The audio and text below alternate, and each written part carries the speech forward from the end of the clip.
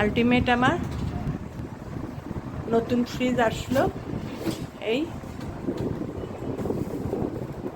এবারেরটা double door plane নেওয়া হয়েছে, আর অত ক্যারিকাচারির কিছু নেওয়া হয়নি, ওটা রিপ্লেসমেন্ট করে। তারপরেও আমাদের প্রচুর ক্যাশ ডাউন করতে হয়েছে।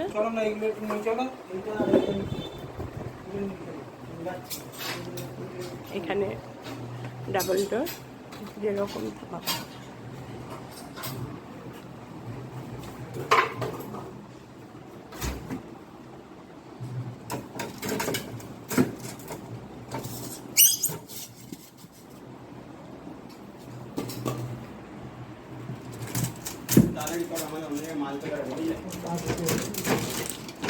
উনি তো করেই দিলেন ফটাফট, তোমাদের সঙ্গে সঙ্গে তোমরা নামাতে নামাতে উনি করে দিলেন।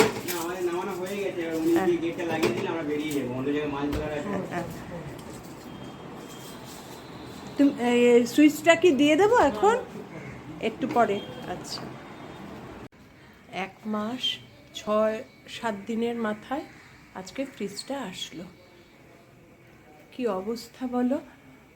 তার মধ্যে আমাদের ক্যাশ ডাউন করতে হয়েছে ওদের প্রোটোকল মেনটেন করে। আসলে কি বলো তো, এলজির থেকেই আনলাম এই কারণে, নাহলে ভেবেছিলাম ওদের থেকে রিপ্লেসমেন্ট করবো না, এমন কিছু আমার লাভ হয়নি একটা। কিন্তু ওদের রুলস অনুযায়ী ওরা নতুন ফ্রিজটা ডেলিভারি দেবে, পুরনো ফ্রিজটা সেই লরিতেই তুলে নিয়ে চলে যাবে সেই ভেবে। কিন্তু আমি দোকান থেকে কিনি কিংবা অনলাইন থেকে কিনি, আমাকে নতুন ফ্রিজ ডেলিভারি নিয়ে নিতে হবে একদম, যেরকম ক্যাশ দিয়ে যেরকম নতুন ফ্রিজ কিনি। এরপরে ওদের লোক এসে ইন্সপেকশন করবে, তারপরে ওরা কত কি রিফান্ড করবে তখন জানাবে। মানে লেন্দি প্রসেস, যার জন্য ভাবলাম যে না, এই এই এইভাবে করব না, এইভাবে দরকার নেই। তার থেকে এর জন্য এলজিতে আমি এত দিন ওয়েট করলাম। একটা ওয়ার্লপুলের ছোট ফ্রিজ কিনে কাজ চালালাম, মানে বড় মেয়ে কিনে দিল, বললো যে এইভাবে হয় না, তুমি একটা ছোট ফ্রিজ কিনে নাও। এটার জন্য আমার ক্যাশ ডাউন করতে হচ্ছে 32,635। ওটার ডিডাকশান মামুলি দিয়েছে, জাস্ট আমার মানে পুরনো ফ্রিজটা সঙ্গে সঙ্গে ক্লিয়ার হয়ে যাবে সেই হিসাবেই আমার এলজিতে ওয়েট করা। নাহলে আমার এলজির জন্য ওয়েট করার কোনো দরকারই ছিল না। আমার এলজির ওপর খুব রাগ হয়েছে, কারণ আমি আর ভেবেছিলাম এবার আর আমি এলজি নেব না, কারণ এত ওদের প্রসিডিওর বাজে। মানে 1 মাস 6-7 দিন ভাবতে পারো একটা ফ্রিজ নিয়ে, তাও ওদের প্রোটোকল সব কিছুই মেনটেন করছে, কিন্তু ওদের করেই সব হচ্ছে। তা সত্ত্বেও ভাবো তুমি, মানে এখন যেন একটা শান্তি লাগছে। এতদিন একটা হেডেক আমার কর্তার তো প্রথম প্রেশার বেড়ে গেছিলো, মানে এই একটা চিন্তা কি হবে না হবে, হঠাৎ করে একটা ঝামেলার মধ্যে পড়ে যাওয়া। না, সংসার থাকলে দেখো ঝামেলা থাকবেই। তাই তোমাদের সঙ্গে একটু শেয়ার করলাম। আজকে ফ্রিজটা চালু করেছি, ফ্রিজে এখনও বিশেষ কিছু রাখিনি, ফ্রিজটা স্টার্ট করেছি এই সকাল থেকে উঠেই, ঠিকঠাকই আছে। ঠিক আছে, আজকে আবার বাবান আসবে, বাবানের আজকে এক্সামও আছে, জানি না কি করবে। ঠিক আছে, আবার পরে তোমাদের সঙ্গে কথা বলবো। তবে এই ফ্রিজটা হওয়াতে অনেকটা জায়গা হয়েছে, ওটা এত বড় ছিল আমার অনেকটা জায়গা মানে কভার আপ করেছিল। নতুন ফ্রিজের আনন্দে তোমাদের সঙ্গে আজকে একটু ভিডিও করে ফেললাম। বাবান পড়ছে, আজকে আবার বাবান এসছে। বাবানের এখন পরীক্ষা, খুব পড়াশোনার প্রেশার। এখন বেঙ্গলি লিখছে, কমপ্লিট দ্য সেন্টেন্স লেখাচ্ছে, একটা দুটো করে ওয়ার্ড লিখিয়ে পুরো ড্যাশ দিয়ে দিচ্ছে, ও নিজেই লিখছে। তাতে কি হচ্ছে, ডিকটেশন শ্রুতলিপিটাও হয়ে যাচ্ছে প্র্যাকটিস। বাবা না একটু ভেতরে ঢুকে বসো, পড়ে যাবে বাবা। শ্রুতলিপিটাও হয়ে যাচ্ছে, হ্যাঁ, স্পেলিংটাও প্র্যাকটিস হয়ে যাচ্ছে। বাবার এখন খুব শান্ত হয়ে গেছে, খুব কথা শোনে গো, ভেরি গুড গার্ল। বাবা আসলে পরে স্কুল থেকে আমি আর দম ফেলতে পারি না, ওকে রেডি করানো, ড্রেস খোলানো, স্নান করানো, হয়ে গেছে কমপ্লিট। নীল আকাশের ড্যাশ, তুমি কমপ্লিট করো সেন্টেন্সটা। বলো। নীল আকাশে তুলোর মতো মেঘ ভেসে যায়। ভেসে বেড়ায়, ভেসে বেড়ায়, ভেরি গুড। স্পেলিং ঠিক করে লিখো। মোটামুটি ধরিয়ে দিলে ধরতে পারে, কিন্তু এই চঞ্চলামির জন্য ভুল করে। এই তো আজকে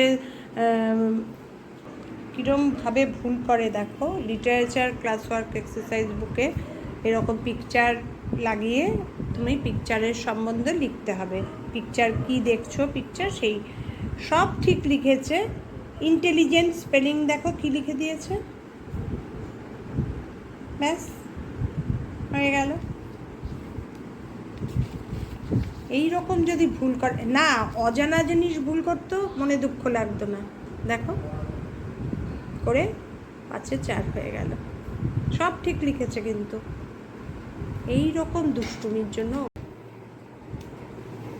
এভরিডে পরীক্ষা পরীক্ষা পরীক্ষা। ক্লাস 2 থেকে এত বড় করে ফেললো না যে আর বলার মতো না গো।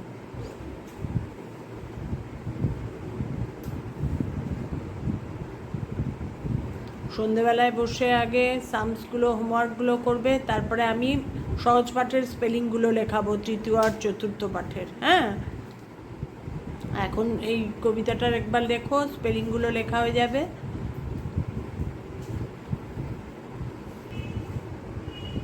মাসির বাড়িতে বেড়াতে গিয়ে ড্যাশ। বাবান পা ঠিক করে উঠিয়ে বসো।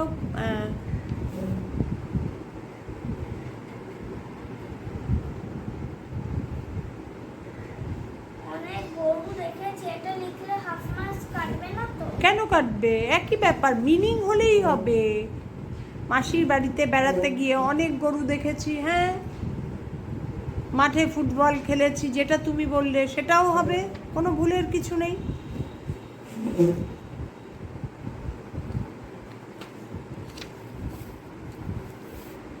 তুমি করে এতটাও মানে পড়ার হয়ে গেছে কমপ্লিট? আচ্ছা, হয়ে গেলে বলবে হুম। এখন একটু আনসিন ডিকটেশন লেখাবো, ব্যাস হয়ে যাবে।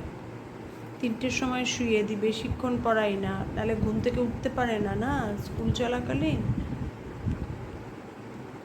ঠিক আছে, এখন রাখছি, একটু আনসিন ডিকটেশন লেখাবো, পরে আবার তোমাদের দেখাচ্ছি। আমাদের সন্ধ্যেবেলা 3 জনের ড্রিঙ্কস।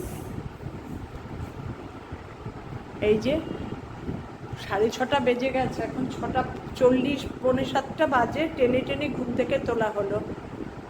এখন এই হরলিক্সটা খাওয়াবো, খাইয়ে নিয়ে পড়তে বসাবো, কালকে এক্সাম আছে আবার। কিছুতেই 3টের সময় নিয়ে গিয়ে শোয়াই, 2 মিনিটের মধ্যে শুয়ে ঘুমিয়ে পড়ে। স্কুল চলাকালীন একদম টায়ার্ড। বাবান গুড ইভিনিং বলে দাও।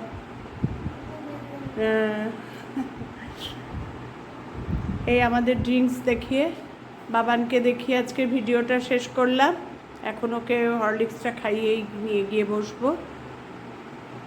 আমার ভিডিও যদি ভালো লেগে থাকে ভিডিওগুলো, তাহলে লাইক কমেন্ট শেয়ার করে দিও, আমার চ্যানেলটাকে সাবস্ক্রাইব করে নিও। তোমরা সবাই ভালো থেকো, সুস্থ থেকো, সাবধানে থেকো। আবার দেখা হবে নতুন একটা দিন নতুন ভিডিওর সঙ্গে। আমার ফ্রিজের প্রবলেম মিটেছে, এটাই আমার শান্তি। টাটা।